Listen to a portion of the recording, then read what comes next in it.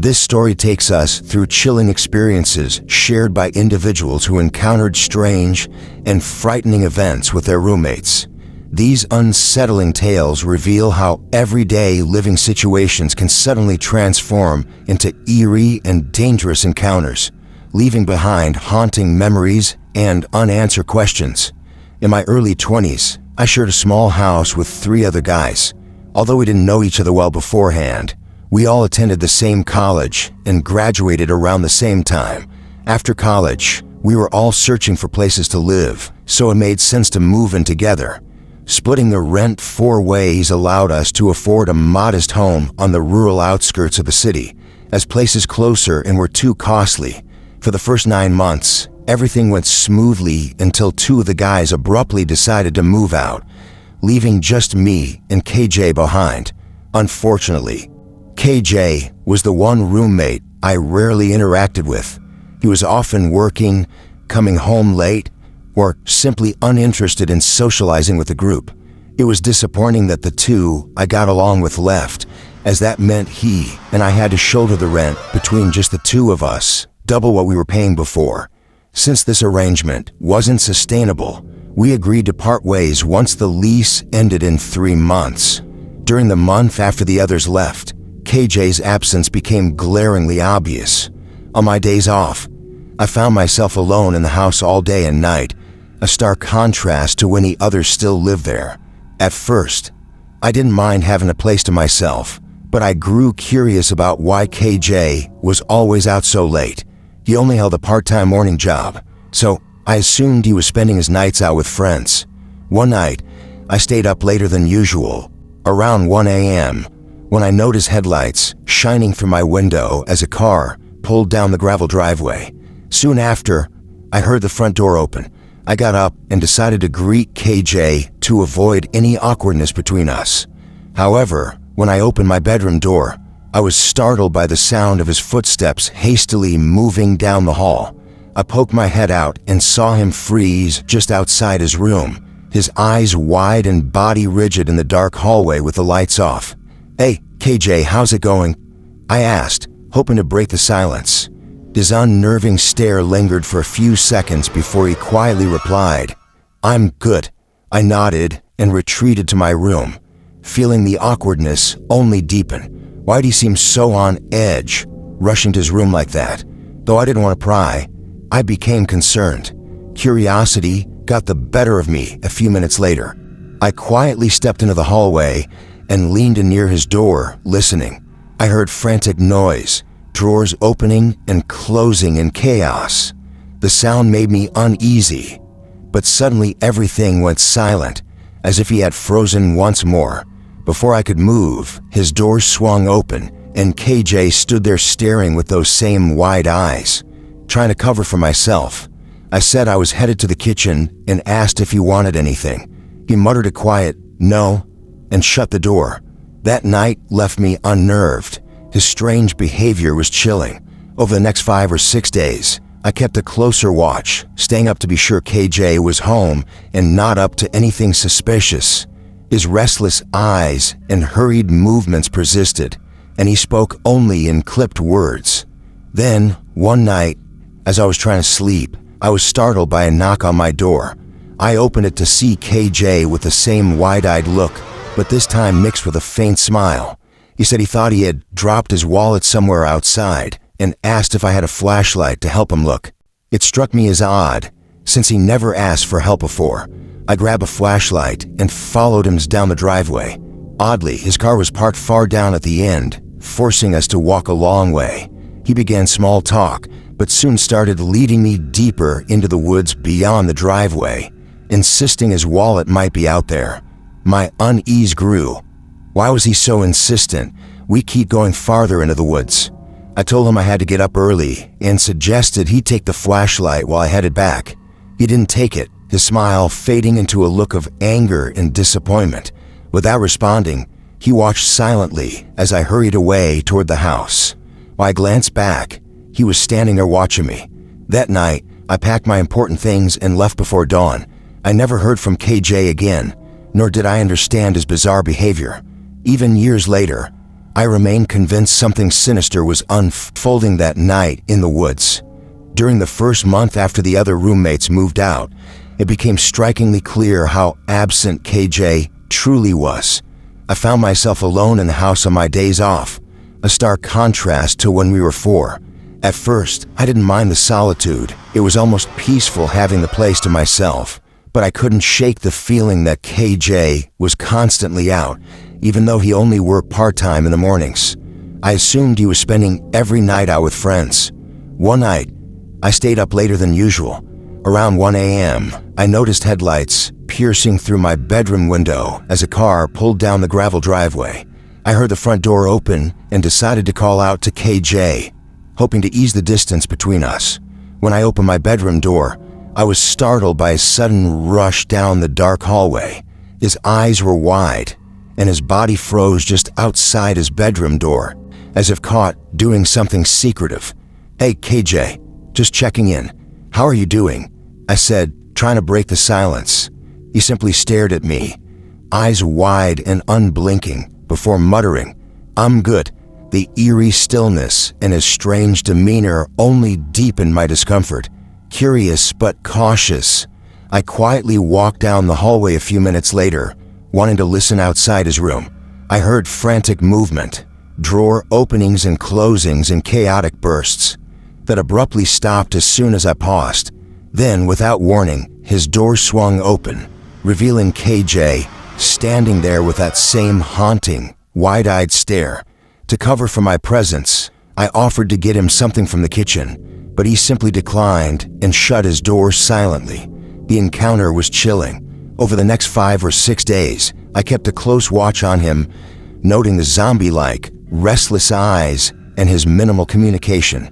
He'd hurry to his room, speaking barely above a whisper. Then, one night, as I lay in bed, there was a sudden knock on my door. Scared, I opened it to find KJ standing there with his restless eyes and a partial smile. He claimed he thought he had dropped his wallet somewhere on the driveway and asked if I had a flashlight to help him look for it. His request was unusual. He had never asked for help before. Yet I decided to accompany him in hopes of easing the tension. We walked down the gravel driveway toward his car, which was parked oddly far away at the very end of the path.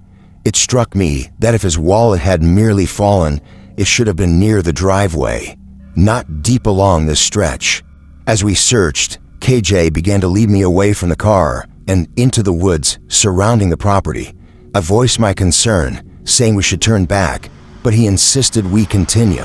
Unease crept in rapidly. Finally, I handed him the flashlight and said I needed to head back to get some rest for work. He didn't take it, his smile fading into an angry glare that set my nerves on edge. Without another word, I turned and walked swiftly back toward the house, glancing back to see him standing alone in the darkness, watching me.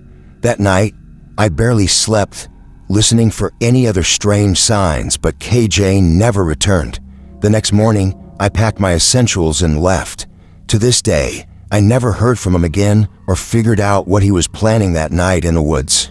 Whatever it was, his behavior was far from normal, and I can't shake the feeling that he might have intended something sinister. For 2 years, I shared a small house near our old campus with Jason, a college roommate. Though we had lived together during college for a year, we weren't exactly close friends. Our post-college plans aligned, so it made sense to live together for that time. The first year went smoothly, and we even renewed our lease for another year. This all changed in June, 2 months after renewing. After a normal late shift at work, I came home and chatted with Jason before heading to bed. But in the middle of the night, I awoke to the sound of creaking floorboards in the hallway, footsteps slowly moving toward the house's main area. Checking the clock, it was 3 a.m. I assumed Jason might be getting water or something and went back to sleep. The next morning, rushing to work, Jason appeared tired and asked me if I had been walking around the house during the night. I was surprised and assured him I hadn't, though I thought I'd heard him. Our brief conversation ended with mutual confusion, each questioning what could have caused the noises. I shrugged it off, thinking it might have been the wind causing the house to creak. Later that night, Jason was at work while I stayed home. Around the same time as before, I went to bed, but woke once again to that same slow creaking in the hallway. Instead of drifting off, I listened carefully. Those were footsteps moving through the house, slowly crossing into the living room. Curious, I got up to check but found no one there and nothing to explain the sounds. Still, the footsteps seemed purposeful, moving steadily across the house, which didn't sit right with me. I mentioned the strange noises to Jason the next day, and neither of us had an explanation. That evening, I returned home late after work and found Jason still awake, sitting quietly on his bed in the corner of his darkened room. I called out to him, but there was no response. When I checked again after a while, his door was closed, and when I listened for the creaking sounds, they began anew. I texted Jason, asking if he was the one walking around. His reply shocked me. A question mark followed by, "What do you mean?" "I'm not home right now." My heart raced, and I hurried into the hallway. The door to Jason's room was now open, but no one was there. Peering into the pitch-black room, I saw a tall man with a thick beard standing silently in the center. This stranger was clearly not Jason. Without hesitation, I fled the house and called the police from across the street. When they arrived, the man was gone, leaving no clear sign of how he entered or left. The only unlocked window didn't appear to have been recently disturbed. What unsettled me most was the thought that this unknown intruder had been roaming the house during the nights, causing those eerie, creaking sounds. Why was he sitting in Jason's room on that day Jason was off, while I was at work? It felt like he was waiting, possibly for Jason alone. Fortunately, Jason had been out with a friend most of that evening. To this day, I have no idea what his intentions were, but I'm thankful nothing worse happened. In 2015, when I was 23, I decided to find a roommate through Craigslist to share my apartment. At the time, it was quite common to use Craigslist for this purpose since other specialized platforms weren't as prevalent or widely used. I created a listing with photos of my place and specified that I was looking for someone around my age. Within just a few days, I received a response from a woman named Hannah. She claimed to be 23 as well, still attending college, and from our phone conversations, she seemed pretty similar to me. It felt like we might get along well as roommates. So, I arranged for her to come by and check out the apartment. When she arrived, everything appeared fine. Hannah liked the place, we agreed on a rent, and within a week, she moved in. I didn't notice right away that she looked older than her stated age, taller than me, with a more mature, almost older appearance. But I dismissed it, assuming she just naturally seemed older than 23. Those first few days went smoothly, though we didn't really get much time to bond because of our busy schedules with work and college. 5 days after she moved in, I came home from work at around 10 p.m. As I opened the front door, I heard footsteps racing down the hallway, quickly followed by a door slamming shut. Surprised, I dropped my bag and walked down the corridor towards our bedrooms. Her door was closed, but the light was on. My own bedroom door was wide open, even though I distinctly remembered closing it before leaving. That unsettled me. I didn't like the thought of her snooping around my room.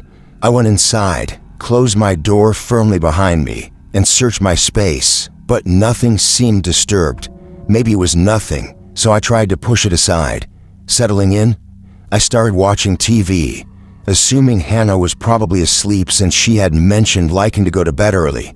About an hour passed in quiet, but then, out of habit, I glanced at my bedroom door and saw a shadow lurking under the crack. She was standing there, completely still and motionless, just lurking in the dark behind my door. I called out softly, "Hannah," but she didn't move. After a few tense seconds, the shadow shifted slightly and silently walked down the hallway. I heard her bedroom door slam behind her. My heart jumped like crazy. What the hell was she doing? I locked my door after that and stayed up later than usual, wary and uneasy, but eventually forced myself to sleep. The next morning, I casually mentioned the episode when I passed Hannah in the kitchen, asking if she needed something. She smiled and dismissed it quickly with a simple "everything's good," ending the topic right there. I found it odd, but didn't want to create tension between us, especially so early in our living arrangement. So I let it go. She left a few hours later, and I went to work. When I returned that evening, the apartment was quiet and dark, with all the lights off. Even in her room, I assumed she'd already gone to bed. I quietly entered my room, closing the door behind me to avoid waking her.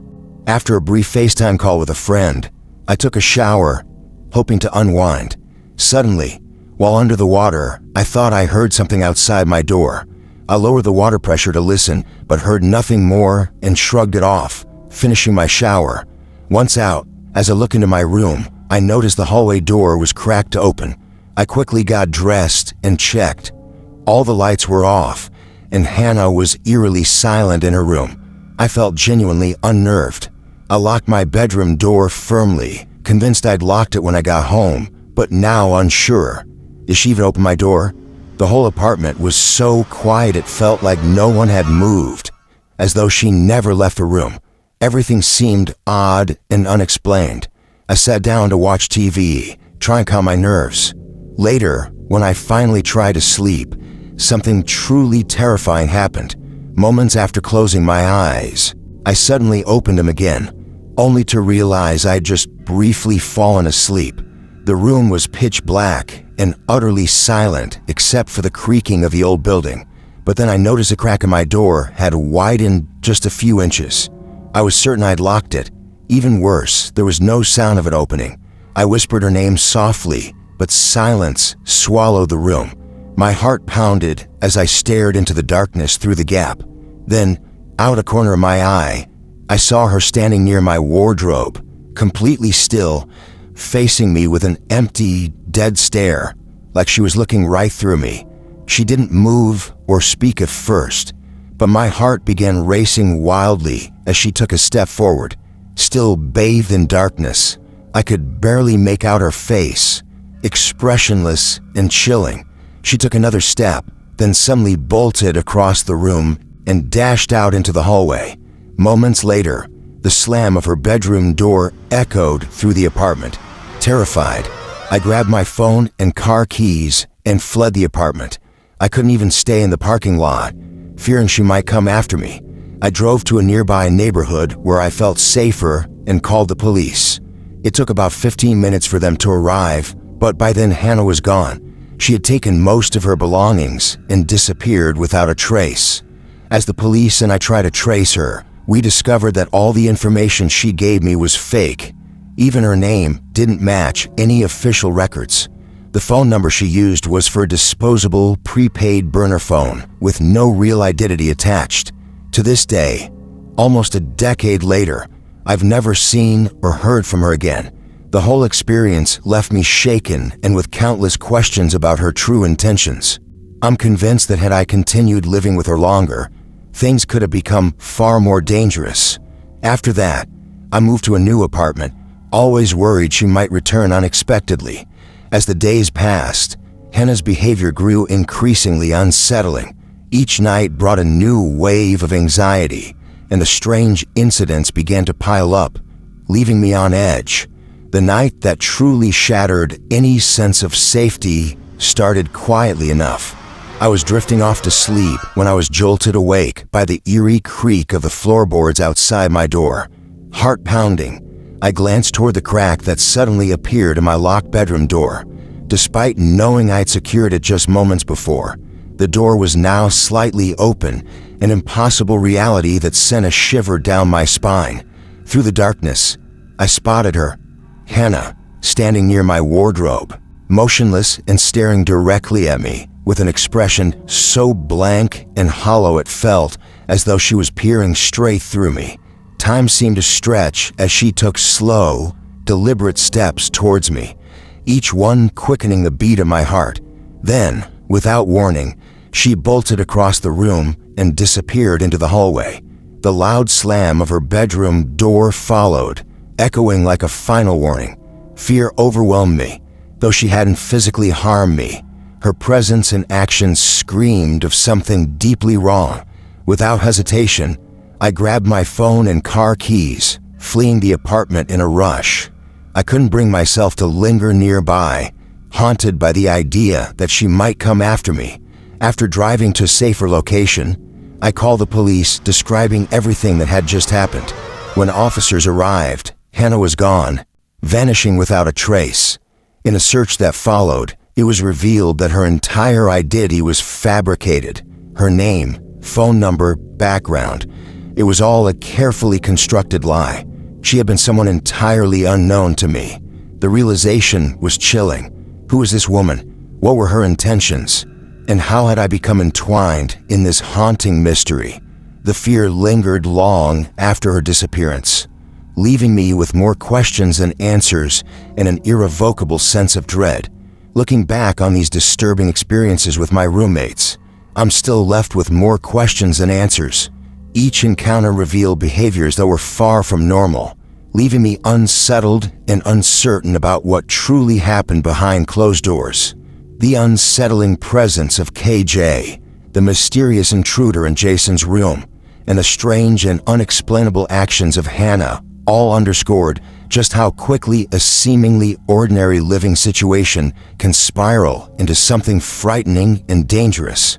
Even now, years later, the memory of those times carries a chilling weight, reminding me of the hidden dangers that can lurk within what should be the safest places, our own homes. These unsettling experiences reveal how ordinary living arrangements with roommates can quickly deteriorate into deeply disturbing and frightening situations. The inexplicable behaviors and eerie events described leave lingering questions and a profound sense of unease. These encounters serve as stark reminders of the hidden dangers that can lurk behind familiar faces and everyday environments, underscoring the importance of trust and caution when sharing personal spaces. If you found this story intriguing and captivating, don't forget to subscribe for more. Like the video, leave a comment sharing your thoughts, and share it with your friends.